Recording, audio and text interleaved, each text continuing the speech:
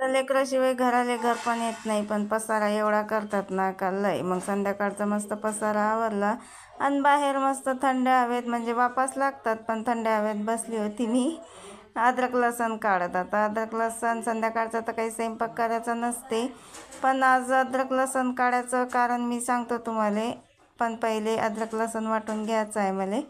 अद्रक लसण वाटायला बसली मस्तपैकी असं वाटून घेतलं अद्रक लसण. आता पाटा बी धुवा लागते आणि पाटा बी फुटका आहे आमचा, तर पाट्याखाली लावा लागते वाटी. लय ती तंबे हात पाट्यावरही वाटायचे.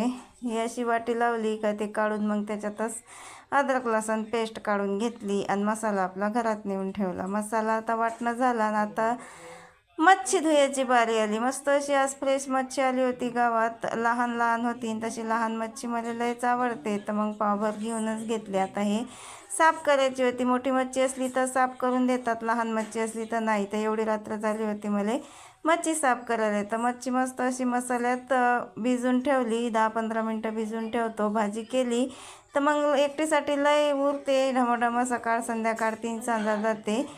तर मग मच्छी 10-15 मिनटं भिजून ठेवली. आता तव्यावर असं तेल टाकलं, असं मच्छी टाकून घेतली तव्यावर सगळीच. आता कमी गॅसवर ही होऊ द्यायची आहे. पण याले मक्याचं पीठ नव्हतं, चिपकते का काय. तेवढे भांडे घासून आणले, जेवढे झाले तेवढे.